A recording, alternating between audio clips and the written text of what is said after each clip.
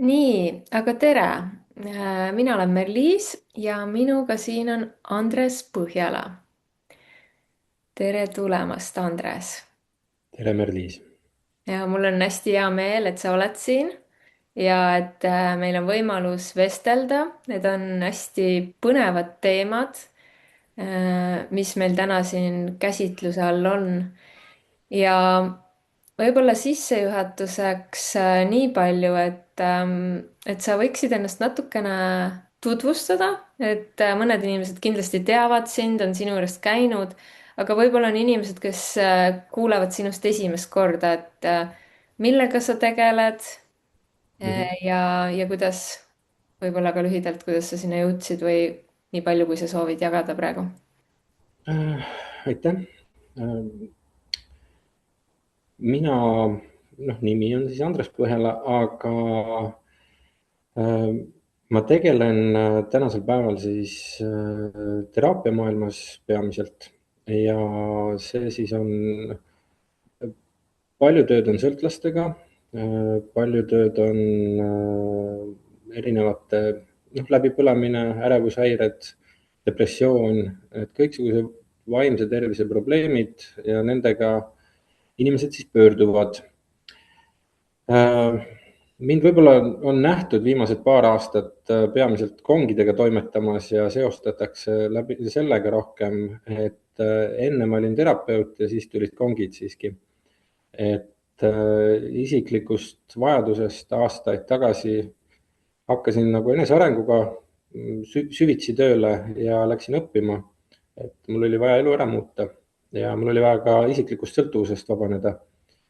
Et minu jaoks oli siis peamine probleem oli alkoholisõltuvus, noh, oli kaasuvaid erinevaid asju ka, kaassõltuvus näiteks.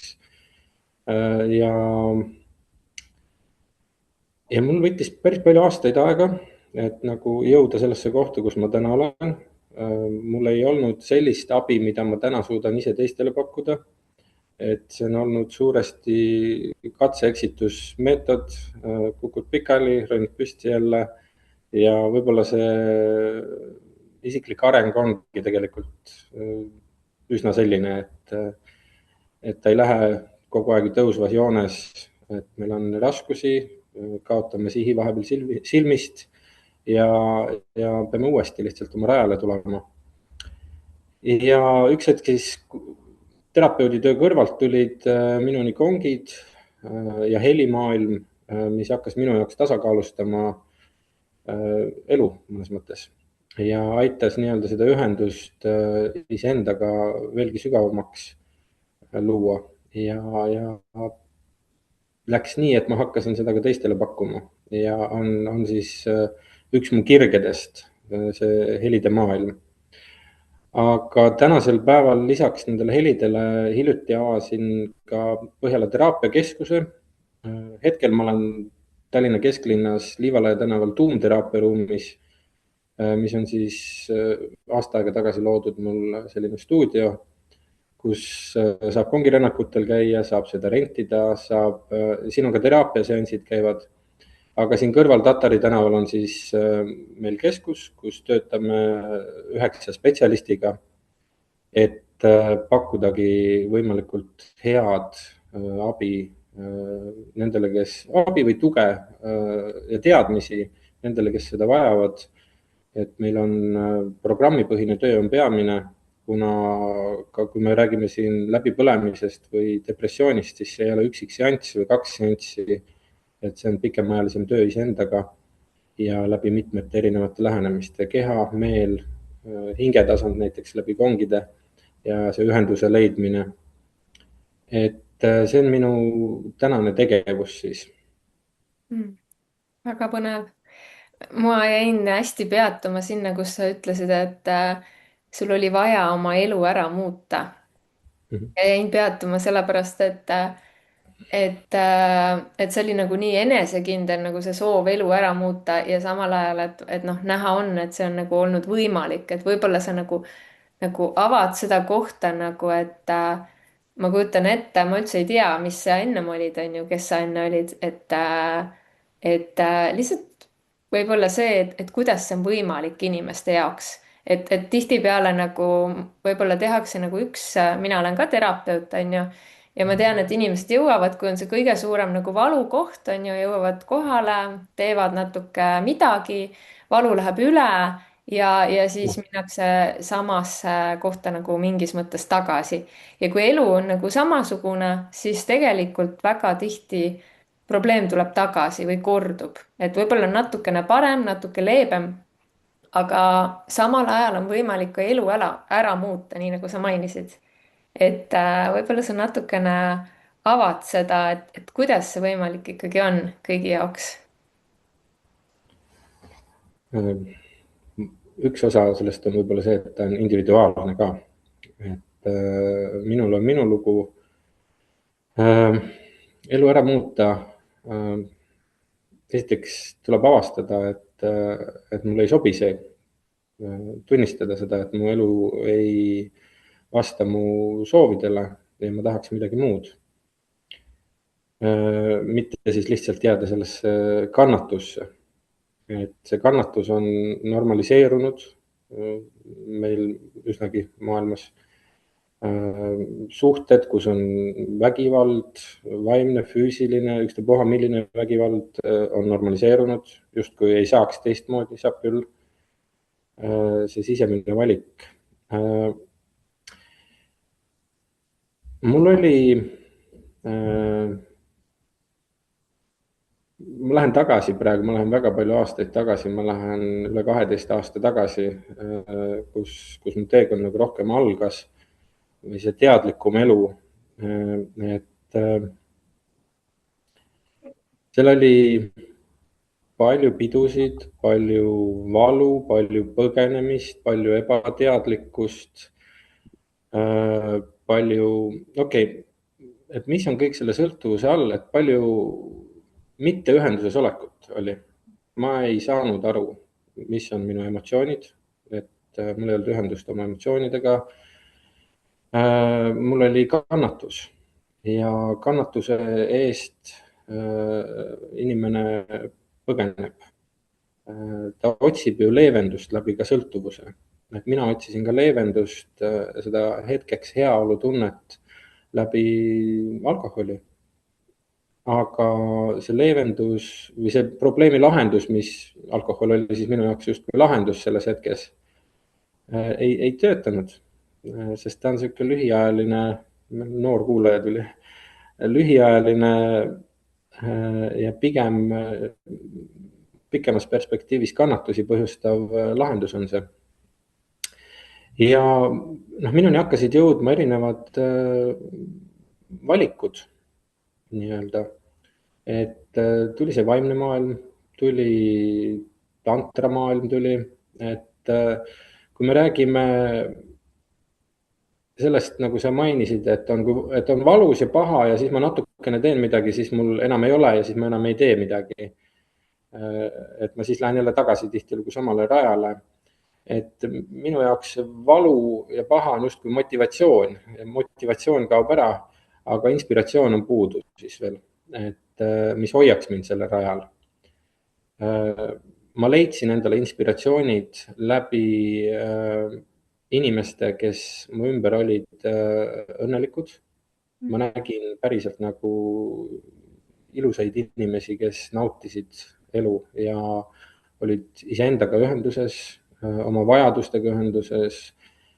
Nad elasid päriselt. Et see elususe nägemine ja ma tahtsin ka sama, et ma olin oma olemuselt, ma arvan, ma olin sama, kes ma olen täna, aga ma olen selle 10 aasta jooksul või 12 aasta jooksul saanud teada, kui palju ma veel olen ja milleks ma kõigeks olen veel võimeline. Et see on paralleelselt on käinud siis nii-öelda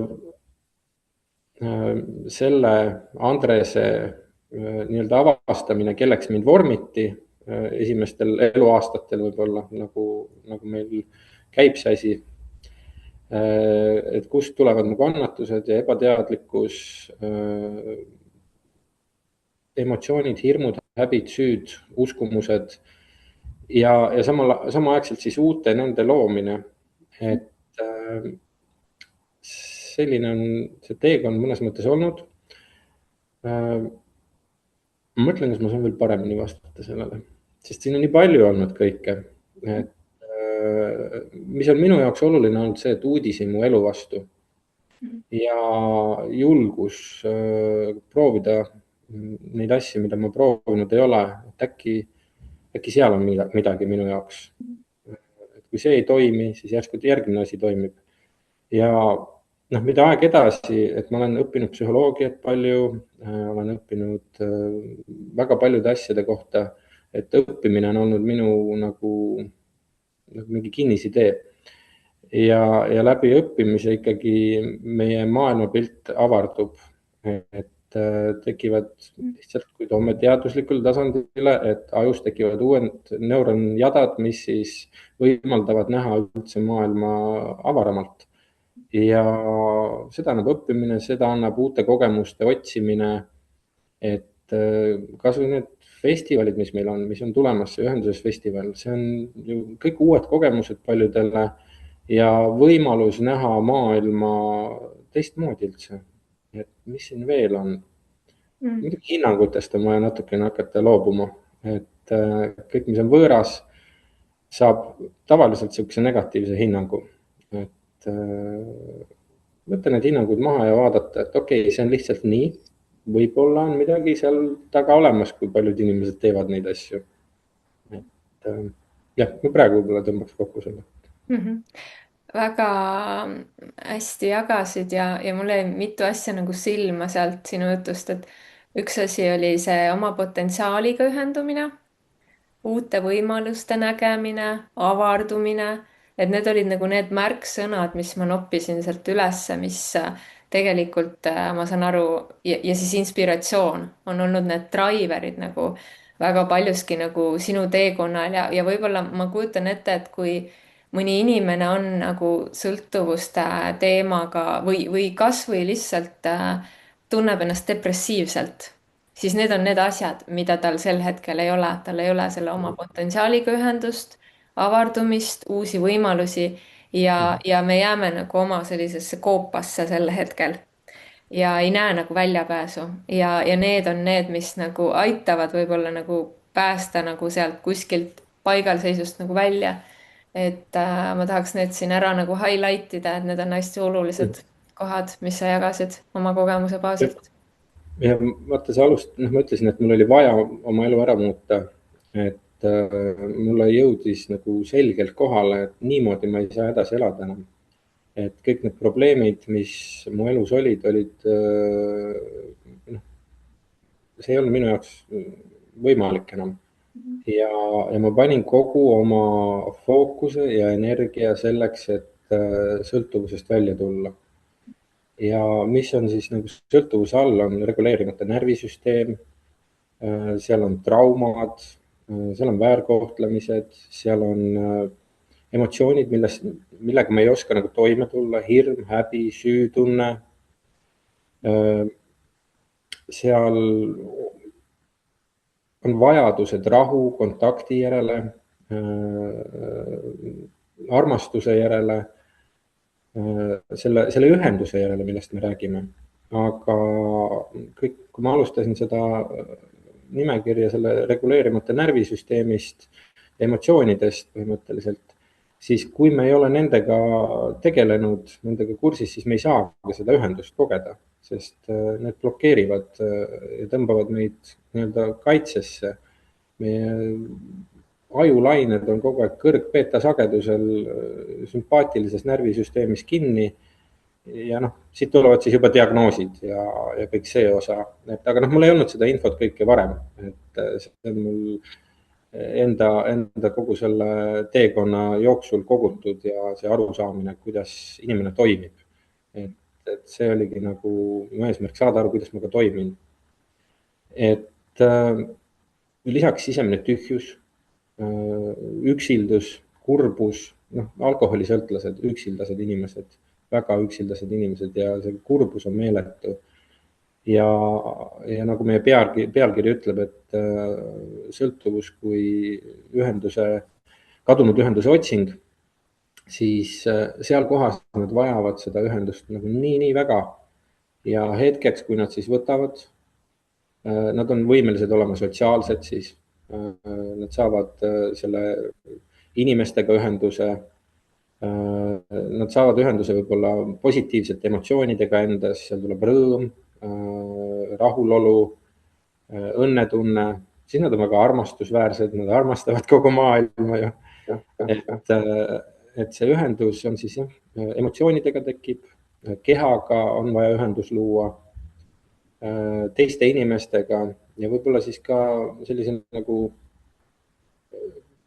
elu mõttega või sellise kõrgema tasandiga, tähendusega põhimõtteliselt. Mhm. et miks ma siin olen?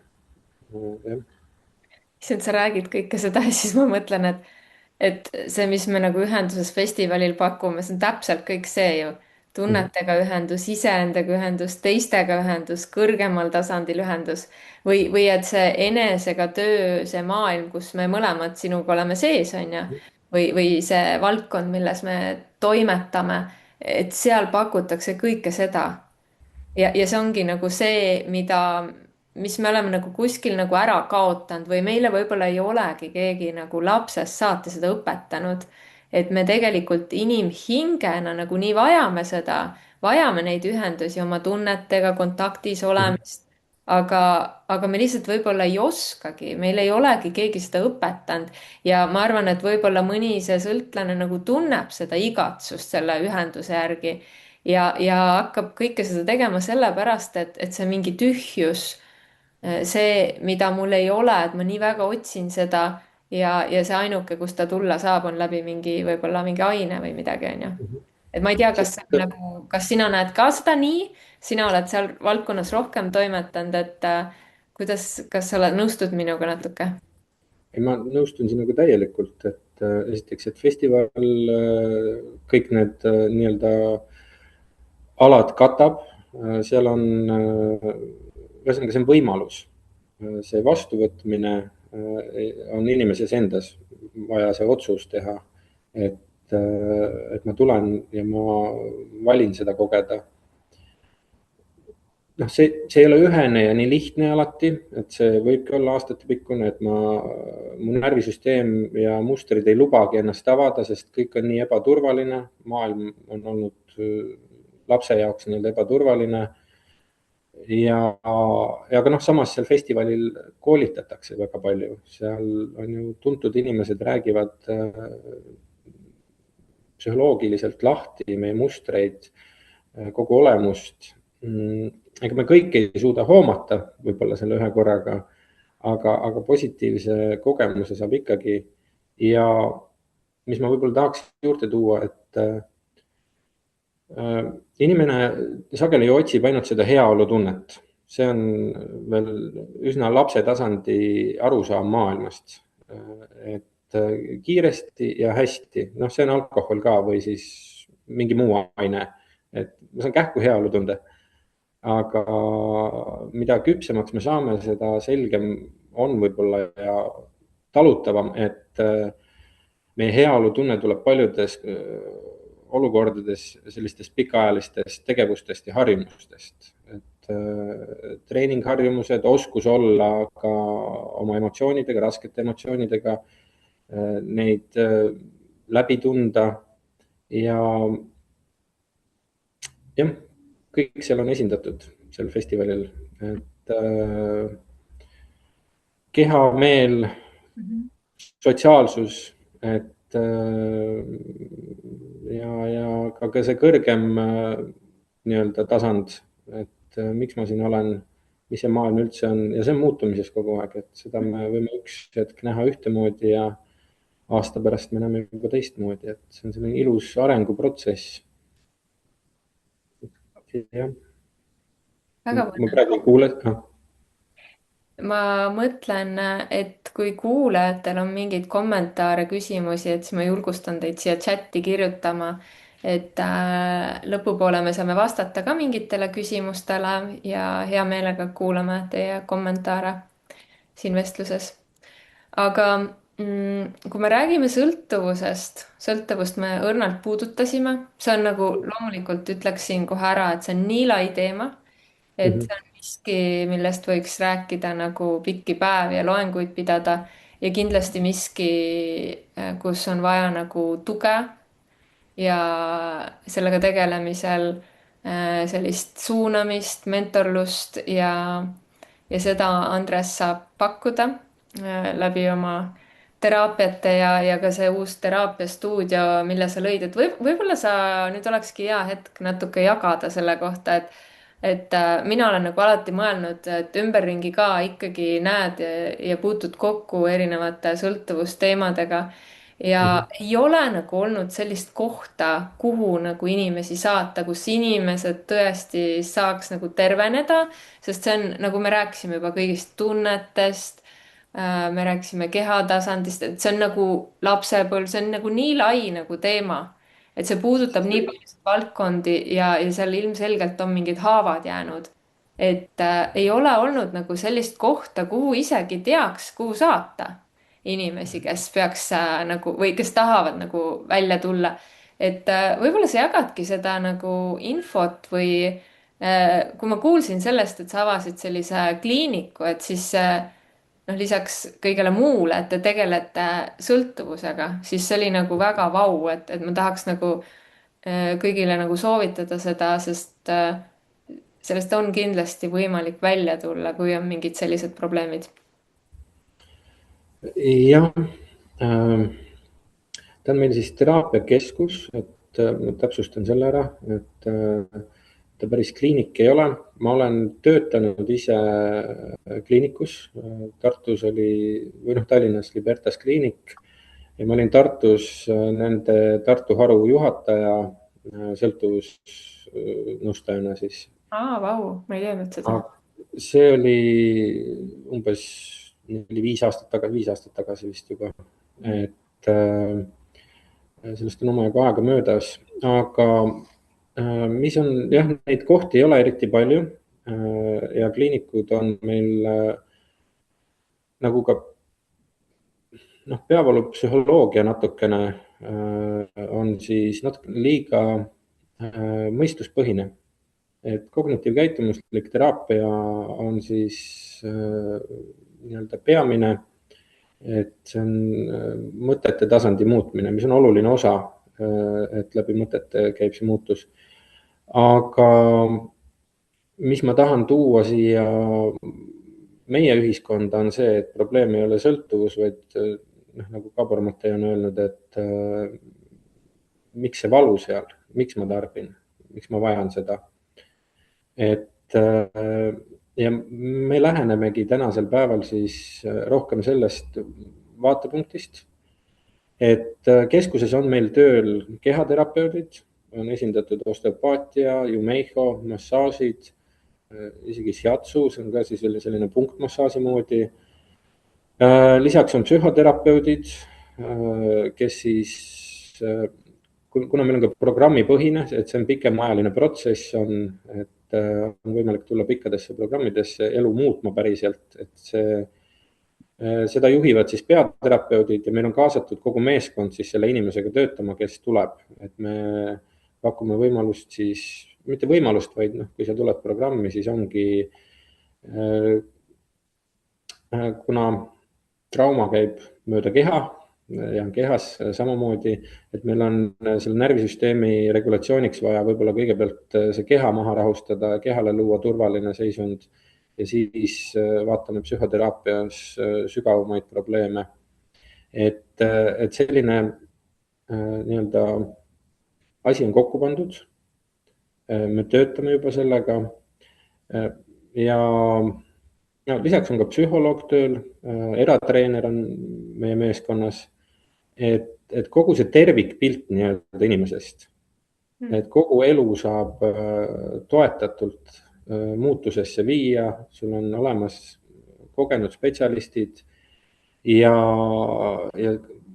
selline, ütleme ka oluline on võib-olla konfidentsiaalsus selles kogu asjas, et endiselt on sõltuvusteemad nii-öelda stigmatiseeritud ehk inimesed häbenevad neid asju, kuigi tegu on lihtsalt haigusega.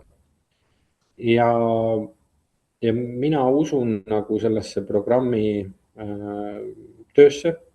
Kui inimene on otsustanud, et jah, ma tahan töötada endaga, siis nad on teretulnud. Et meie ei saa kellegi eest tööd ära teha, et see on inimese põhitöö on tal vaja endal teha, aga me oleme igas valdkonnas praegu siis loonud toe sellele teekonnale, et see on teekond, millele siis asuda ja seal on olemas need vajalikud aspektid. jah, okei, aitäh sulle, ma arvan, väga äge ja tänuväärt ettevõtmine, et ma loodan, et paljud jõuavad sinna ja saavad abi. Aga praegu on no üks, võib-olla tooks ühe aspekti siia juurde, on see, et sõltlased tihti ei otsi abi. jah, ma just seda mõtlesin, kui sa nagu et jagasid, et enamasti nagu nende kaaslased võib-olla otsivad, onju. mhm, et mis nagu peab juhtuma sõltlasega, et see sinu lugu on väga nagu selline ainulaadne, et väga palju ikkagi sõltlased ongi, et kas nad lähevad täiesti nagu alla või mhm. mis peab nagu nendega juhtuma, et nad ise oleks valmis abi otsima? No tavaliselt mingisugune väga suur pauk käib elus, et sõltlaste puhul, noh, neil on reeglina siis kaassõltlasest kaaslased, kes siis jõuavad ükskord võib-olla oma piirini ja ütlevad, et okei, paki oma asjad või mina pakin oma asjad ja siis hakkab midagi tegema. Ma jagasin ka Kristina Herodese naistejuttude saates hiljuti, võib ka seda kuulata, et jagasin oma lugu natukene pikemalt. Et mul olid tõsised nagu ehmatused elus, kui ma esmakordselt alkoholist maha tulemisele läksin, et noh, need olid need, et mul on vaja muuta, et muidu see asi siin lõpeb. Aga sõltlane ei otsi sageli sellepärast, et tal on nii raske tegelikult loobuda sellest sõbrast, kes on talle andnud ühendust, on andnud kõik need heaolutunded ja selle nagu äraandmine on peaaegu nagu midagi tirid sul seest hinge välja, et, et see sõltuvus hakkab võitlema seal. et ja sõltuvusest aitab aru saada, et mul on probleem sellega, kui ma ei suuda nagu lahti lasta sellest. Et noh, mul oli hea teadvustaja, et ma olen seda varem ka öelnud, et kui ma hommikul peeglisse vaadates pohmellisena mõtlesin, oi täna ma küll ei joo enam ja siis õhtuks oli mul juba pudel lahti korgitud, et see sõitis minu tahtest üle, et minu tahe ei mängi rolli enam või minu otsus, et siis on see probleemne koht, ükstapuha mis asjaga, et sõltuvus teeb oma trikid meil ajus, räägib asja ikkagi õigeks. aga see võib olla kõige muuga ka, hasartmängud, seksisõltuvus, ostlemine, noh, kaassõltuvus tuleb siin juurde, see on natukene teine vorm küll, aga jah, et kui ma ei saa ilma selleta, nad ei jõua, nad ei küsi abi ja siis, kui mingi tõsine asi juhtub, siis mind inspireeris minu nõustaja väga tugevalt, minu esimene nõustaja, sest esimene sõltuvusest mahatulek oli see, et ma saan ise. ma sain 3,5 aastat või 4 aastat. ma tegin intensiivselt joogat, et närvisüsteemi rahustada. ja mul oli hirm selle elu ees, aga hirm ei kanna kaugele just, et ma olin sisemises võitluses ja püüdes olla see mees, kes ma võib-olla peaksin olema. olin 28, kui mul esmane muutus toimus, täna ma olen 40. et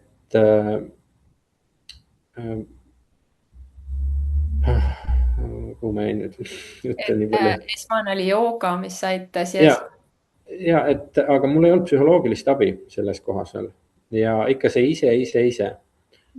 ja, ja siis, kui ma kukkusin paariks aastaks täitsa ära, kogu mu üles ehitatud elu lagunes laiali.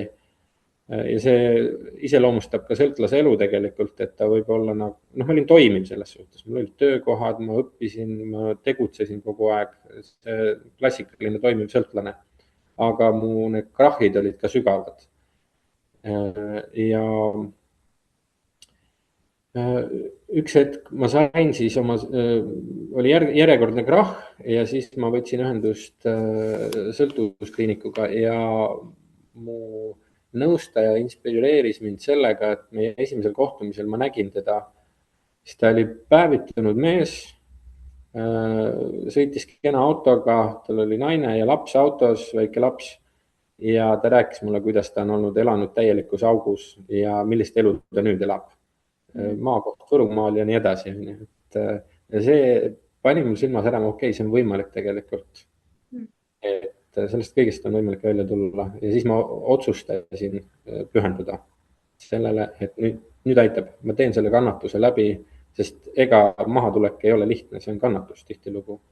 Et õppida toime tulla emotsioonidega, mida ma ei ole osanud tunda,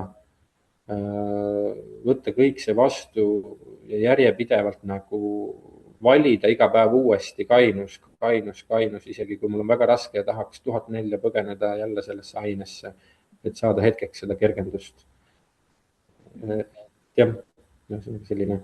ma ei tea, kõigepealt suur tänu sulle, et sa jagad, et hästi, ma kujutan ette, et see on nagu suur asi jagada, olla nii aus, et kindlasti see puudutab paljusid ja aitab ka võib-olla teha seda järgmist sammu, et näha, et see on võimalik. aga mul tekkis siin üks sihuke, noh, loodan, et see on lühiküsimus, on ju, kujutan ette, et samas võib-olla sellele ei ole võimalik vastata lühidalt, aga võib-olla on kuidagi lühidalt võimalik vastata, et millal nagu on tegemist sõltuvusega.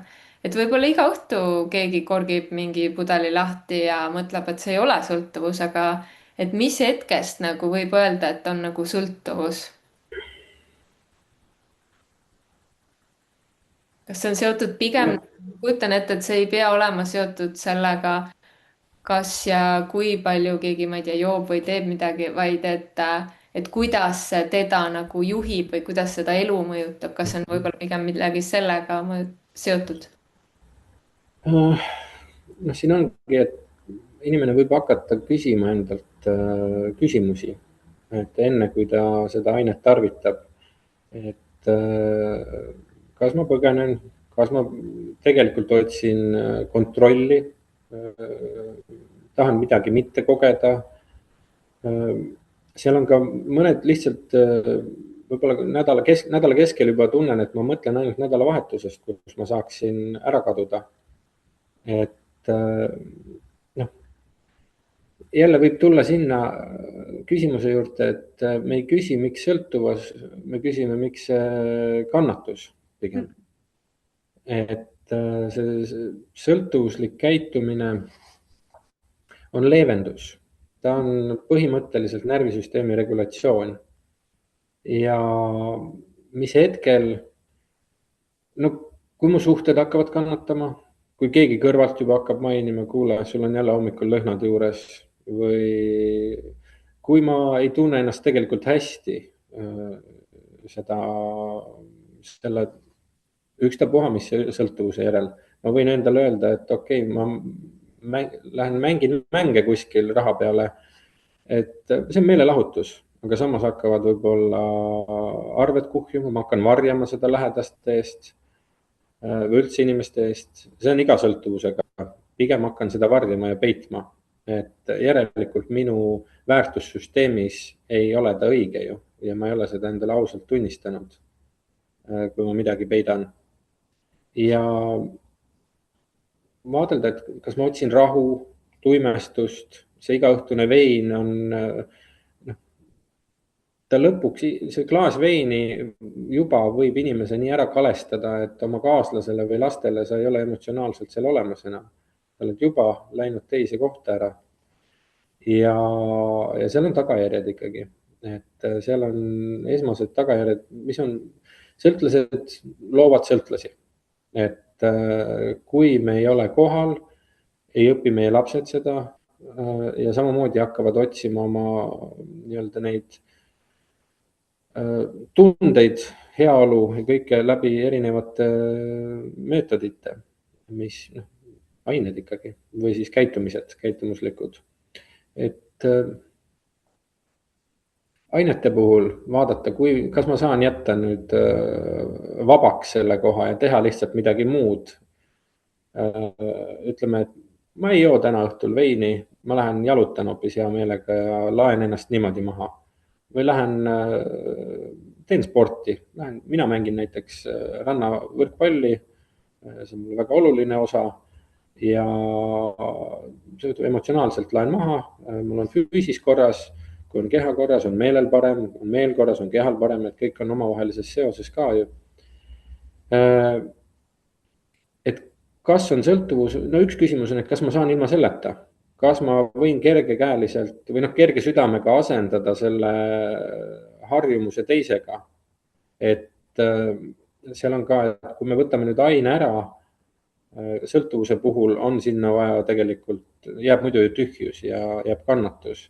Et ega see on ka kuiv kainus nii-öelda, et ma tahaks kogu aeg juua, aga ma justkui ei saa, et siis läheb halvasti. Või ma ei tea, naine või mees ei luba, et äkki lastakse töölt lahti.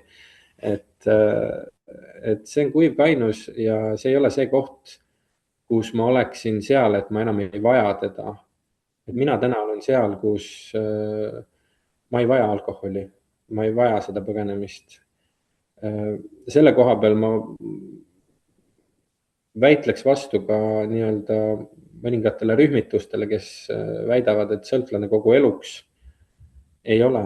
Et nende maailmas ei olnud veel seda psühhoteraapilist lähenemist, mis meil on tänapäeval olemas, kus me tõesti tervendame oma hingehaavad, tervendame oma sisemise lapse, kaotame vajaduse selle ainesse põgenemise järgi. Et see on see point tegelikult, millega me lõpuks töötame, et jõuda päris kohta.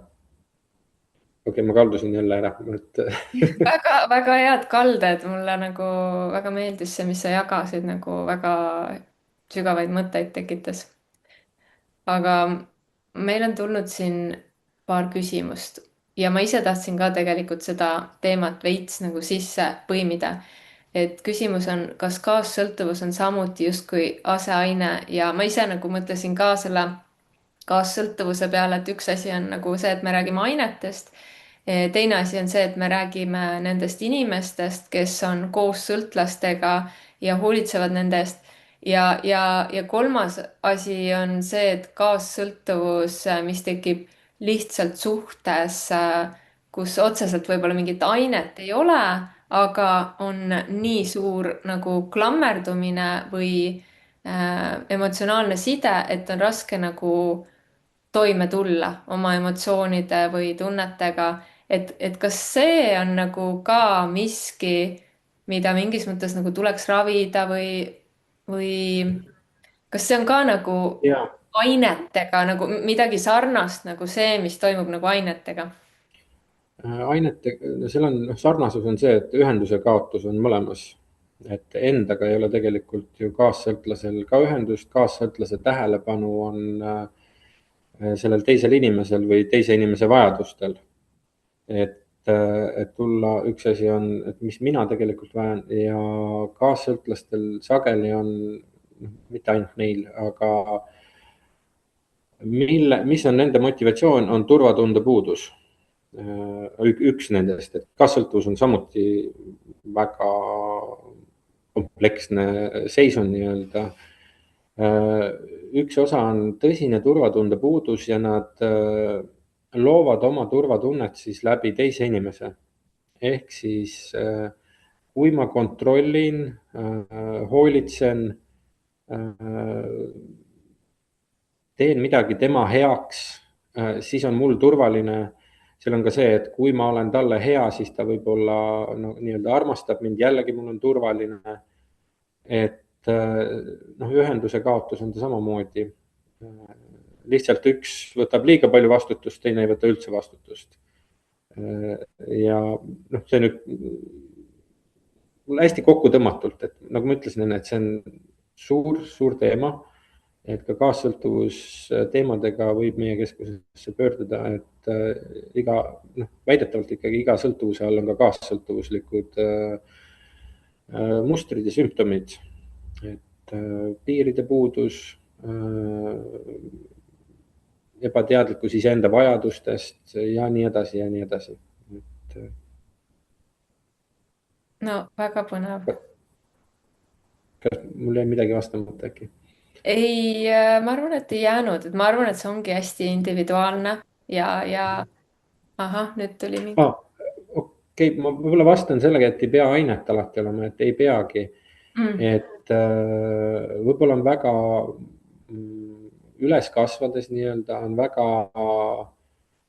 suurte vajadustega inimene peres olnud, võib-olla on ema või isa invaliid ja kõik tähelepanu läheb siis selle inimese vajaduste eest hoolitsemiseks ja see laps jääb justkui tagaplaanile. Seal võib juhtuda see ka siis, kui ütleme, vanim laps peab hakkama nooremate eest hoolitsema, kuigi ta on ise alles laps veel, et jällegi mina pole oluline, see mina pole tegelikult ka välja kujunenud selles hetkes ja ikka jälle tähelepanu teistel. Ja seal on tohutu hirm pärast, et kui ma nüüd ei ole selline, nagu minult oodatakse või ei käitu kellelegi meeldivalt, seal on nagu need pleaser'i rollid ja igasugused muud nüansid, individuaalsed nii-öelda, tulevad sisse. Et sa võid olla väga alluv või väga kontrolliv, et jah, ühesõnaga umbes nii. Veel oli selline küsimus, meil siin aeg niimoodi tiksub ja see teema nagu on nii põnev ja tõesti tahaks nagu veel hästi palju küsida ja see on nii kompleksne, aga ma kõigil soovitan nagu pöörduda Andrese poole, kes vähegi tunnevad, et midagi siit kõnetas. aga võib-olla lõpetuseks ja enne kui me võtame paar küsimust, sihuke teema nagu enesehool või et kust võiks nagu alustada, kuidas enda eest võiks hoolitseda. et kui on natuke nagu mingid äratundmised siit, kuidas juhtida ennast paremini? Enesehool on mitmel tasandil, mentaalne, füüsiline. Enesehool, miks on oluline, on see, et kui me hakkame teadlikult enesehoolt praktiseerima, anname me enda alateadlikele osadele sellega infot, et ma olen oluline ja ma olen väärtuslik. Et see on nii-öelda selle koha treenimine, sest väga palju on ebapiisavustunnet, väärtusetuse tunnet ja inimene ei saagi aru, et tema vajadused on nii-öelda olulised, et ma peaks hoolitsema enda eest. Teda ei ole õpetatud ka seda tegema. Aga enesehool, alustame võib-olla sellest, et ma vaatan, kas ma toitun regulaarselt, kas ma söön kvaliteetset sööki, kas ma liigun, kas ma ei tea, pesen ennast regulaarselt ja hoian oma riided ja välimuse korras. Et need on nagu kõige basic umad asjad. Seejärel võib siis juba liikuda natukene edasi, et mis mu hinges toimub, mis mu mõtetes toimub. Et see on samuti selline nagu inventuuri on vaja vahepeal teha, et tuba koristame, mehed garaaži koristavad üldiselt ja auto eest hoolitsevad või siis naised hoolitsevad ka oma välimuse eest, aga kas ma ka siis vaatan, mis mu hinges toimub, et lihtsamad meetodid on selleks, et päeviku pidamine, et on selline elujõu püramiid, ma ei mäleta selle nime, terapeudi nime, temast oli üks film, aga selle elujõu püramiidi baas, tuum või see vundament on siis dieet ja liikumine, kõige lihtsamad asjad. Kui sul on mingi kannatus, walk it off, on ju, et juba läheb paremaks, et tee trenni, liigu, söö hästi, juba hakkab midagi mõjuma. Teine seal elujõu püramiidis, teine aste on sotsiaalsus. Ära jäta ennast üksi. Et see on üks suurimaid auku viijaid. Helista sõbrale, kui ei ole ammu kellegagi suhelnud, kutsu kohvile. kutsu teed jooma, lähme lihtsalt jalutama, et see sirutus on vaja nagu ise ära teha teinekord. Et kui ma saan aru, et ma olen ennast üksi jätnud, tee see sirutus. Ja kolmas on siis seal püramiidi tipus ongi põhimõtteliselt kirjutamine, enesereflektsioon. Et selle enesehoole osa on, et ma saan aru, millest ma mõtlen, mida ma tunnen. Et oma klientidele kõigile ma annan päevikupidamise juhendi, et hakata üldse eneseteadlikuks saama. Et emotsionaalse intelligentsuse alus on teadlik olemine enda mõtetest ja tunnetest ja võime siis enda emotsioonidega ise toime tulla, mitte siis näpuga näidata teise peale, et näed, sina panid mind nii tundma, hakka muutuma. Et võib-olla ma ei peagi nagu muutma teist ja kontrollima teist ja saangi hakkama lõpuks ise oma emotsioonidega, et see on võimalik tegelikult ju. Et enesehool, kirjuta, vaata, mis välja tuleb sealt. jaa. sa võib-olla ise pakud mõne asja välja, et sul on ju enesehool või? enesehool ja sellega nõus, mulle meeldisid just need hästi basic asjad, et kas sa nagu hoolitsed enda eest, kas need praktilised igapäevaasjad on nagu korras ja kindlasti ka liikumine, et ma lähen nagu viin ennast nagu välja nagu nii majast välja kui siis ka välja nagu inimeste sekka onju. ma, et ma saan seal sotsiaalsetes ruumides oldud ja uni ja kõik need asjad, et ma arvan, et sa käisid need ilusti läbi, liikumine. hea, et sa une tõid välja, et uni on püha. kui sa vist maininud, jah. kui see on nagu korrast ära, siis ei saa midagi, et see on üks esimesi asju, millega vaja teadlikult võib-olla tegeleda, kui ta ei ole korras. ja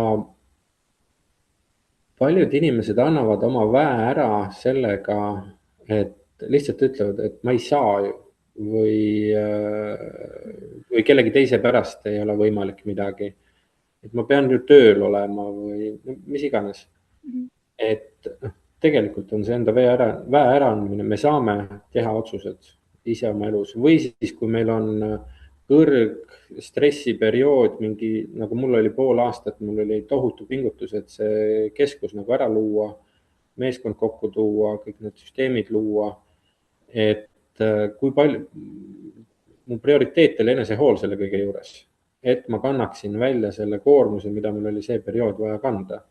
ja enesehoole alla käisid siis ka kolleegi juures osteopaatias käimine, regulaarsed hingamispraktikad, floating us käimine, igapäevased meditatsioonid, koherentsuse loomine endas, nii-öelda südamerütmide ja ajurütmide kooskõlastamine või harmooniasse viimine, kirjutamine, hea toitumine, trennis käimine ja kõik see, millele ma andsin selle, see on ajakulu ju tegelikult. et ma ei saa, mul on vaja tööd teha, ma ei saa trenni minna, ma pean tööd. ei, ma lähen trenni ja siis ma jaksan palju rohkem tööd teha või ma olen selle sama aja sees palju produktiivsem. et see valem käiks pigem niipidi. ja sellega ma olen 100% nõus, et ennem kõik need enda asjad ja siis töö. et mul oli ka mingi periood, kus ma nagu tahtsin hästi produktiivne olla, hästi tubli olla, ärkasin üles vara, hakkasin kohe looma igast asju. tohutu loomine käis ja sinna loomise hulka käis ka see, et jooga, see, teine, kolmas, neljas. aga lõpuks ma sain aru, et see ei ole see enesehool, mis ma praegu vajan. et tegelikult ma vajan und. et ma vajan seda, et ma luban endale nagu mitte teha asju, kui ma olen terve elu olnud ülitubli. ja selle ülitublidusega võib ka nagu niimoodi läbi põleda. et jah, läbipõlemisest me üldse ei jõudnud rääkida, aga see on ka natukene nagu sinna auku, et sellega võib ka ennast ära kaotada, et kui ma kogu aeg tahan midagi nagu luua, mingit süsteemi ajada, et ma pean seda ja samal ajal on raske endale lubada neid asju mitte teha. et raske lubada seda, et ma lihtsalt siin olen nüüd ja ei tee mitte midagi produktiivset. jah, see on endiselt mu üks osaline väljakutse aga ma olen teadlik sellest ja ma võtan endale aega, et minna maale ja olla lihtsalt looduses, vaikuses ja üksinda. noh, minu jaoks on üksinda olemine oluline, Mhm.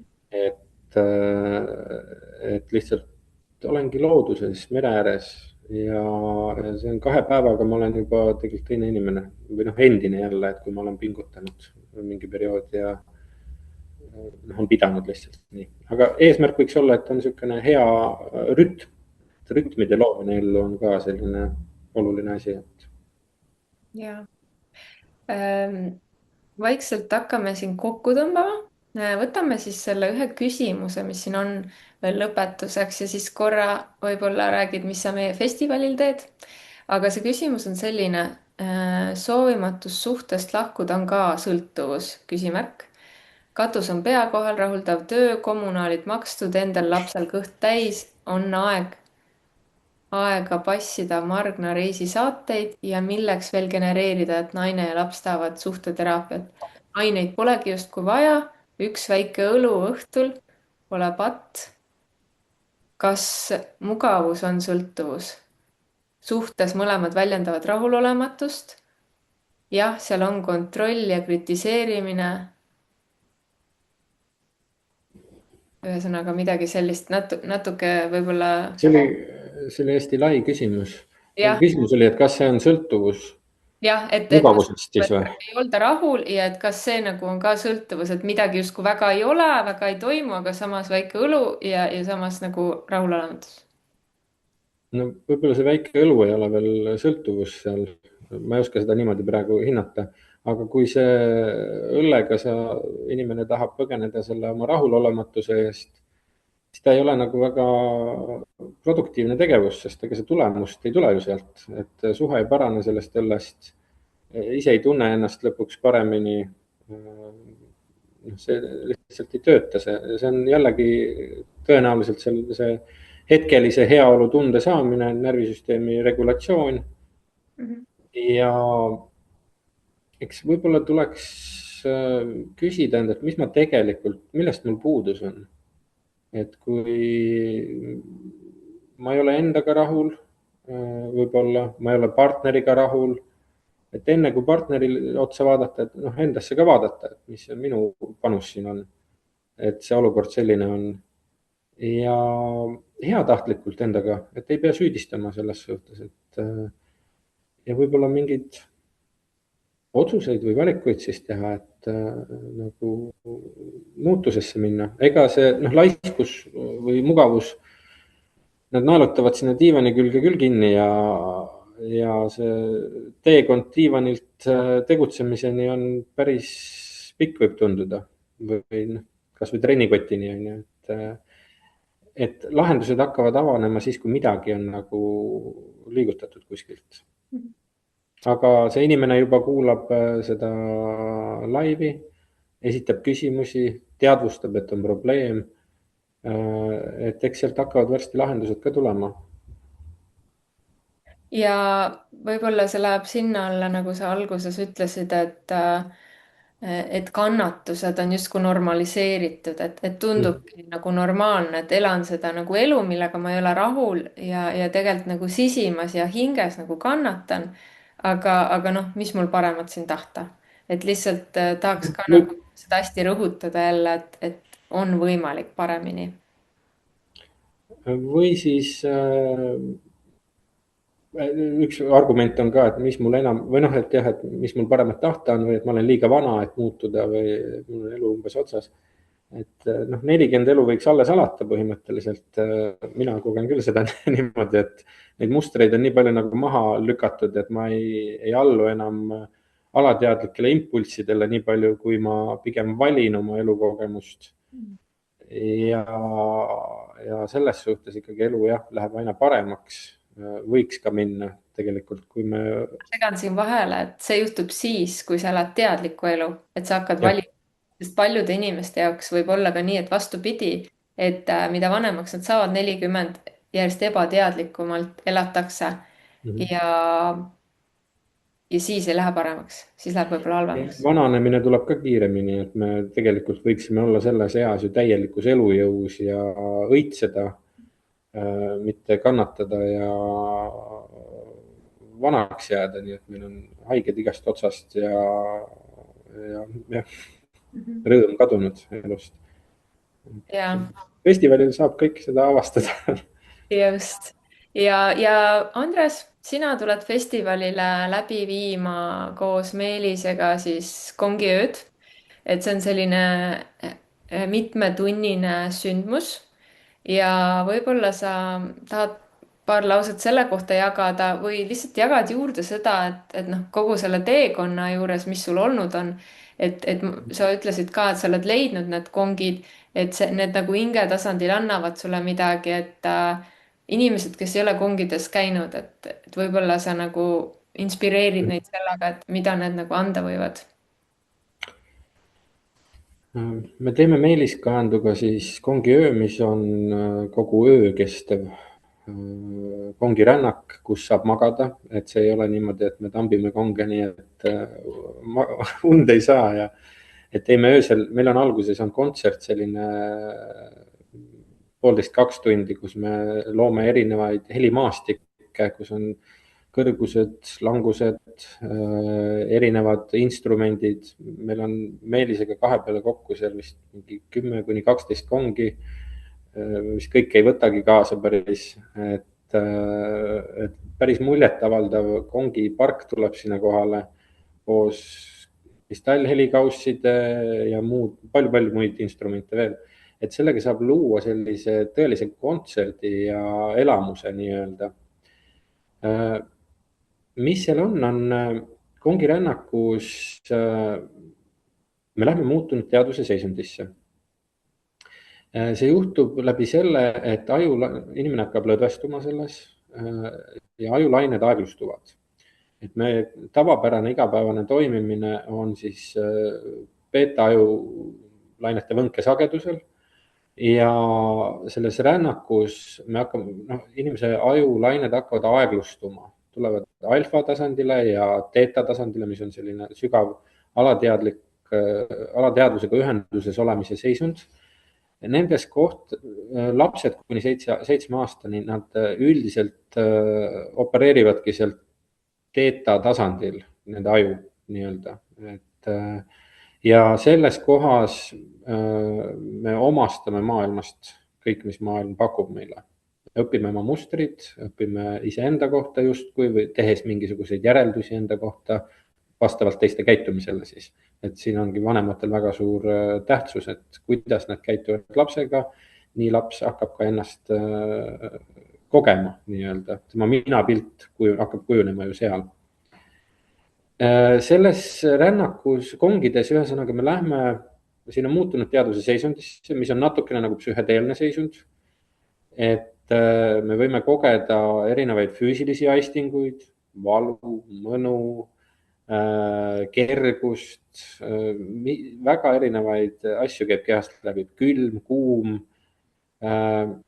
ja samaaegselt võime näha nägemusi, mälestusi, värve, tulla taipamisi, väga sügavaid taipamisi saame selles muutunud teadvuse seisundis, sest ta on isegi võib-olla avardunud teadvuse seisund, sest kui me muidu näeme sihuke suht fokusseeritult. ma näen sind, Merliis, praegu seal, aga kongirännakus ajulainete aeglustudes mul hakkab tekkima taju kõigest ümbritsevast. ja kui ma lähen sinna taotlusega saada vastus mõnele oma eluprobleemile või füüsilist tervendust saada, siis meile saavad tulla vastused ilma mõtlemata, et me ei lähe analüütilise meelega seal vastuseid otsima, mis võib-olla oleks juba olemas ja ei oleks üldse probleemigi. et selles seisundis me saame ilma mõtlemata vastused, need on taipamised põhimõtteliselt. ja ma ei saa kõike ära rääkida, sest ma ei teagi kõike, mis inimesega toimub selles hetkes, aga kui me lähme sealt kontserdilt siis nagu edasi sellesse öösse, kus inimene on tegelikult harjunud nagu magama see periood ja siis ta alateadvus avaneb ka, et meil on või REM-uni, kus me siis, see on unefaas, kus meie alateadvus protsessib võib-olla alla surutud asju või päevaseid sündmusi, see on see unefaas, kus meie silmalaud võbelevad. et samamoodi seal öös siis nii-öelda meie alateadvus avaneb ja need kongi helid tulevad ja nad on väga harmoonilised, siin on ka ülemhelid ja see helivõnge, see on füüsikaline mõõde, mis seal ruumis on. helivõnge mõjutab meie teadvust positiivselt, vabastab sealt asju ja ka füüsilisel tasandil, raku tasandil see heli harmoniseerib põhimõtteliselt kogu meie olemust ja see ongi see, võib-olla me saamegi nagu ühenduse päriselt endaga. et me ühendume oma sügavamate osadega, oma kurbusega, oma häbiga, oma rõõmuga. ja see on üks võimalus nagu seda ühendust hästi-hästi sügavalt kogeda. ja siin nendes rännakutes, mida ma siin oma tuumteraapia ruumis või ka üle Eesti aeg-ajalt käies teen, et miks inimesed käivad, nad ju tulevad ikka ja jälle uuesti, kes on käijad. Nad kogevad ühendust, nad saavad sealt väljast sisse. et ka meie ärevushäired on ju sageli seotud sellega, et me kogu aeg on tähelepanu kuskil välisel või teistel ja tulles siis üks hetk siia, et okei, kõik see muu ei loegi, et ma olen endaga natukene aega. see ongi see ühendus, see tulek. ka seal kongirännakul sa ei tegele teistega seal, sa ei vaata, mis naaber pikutades teeb.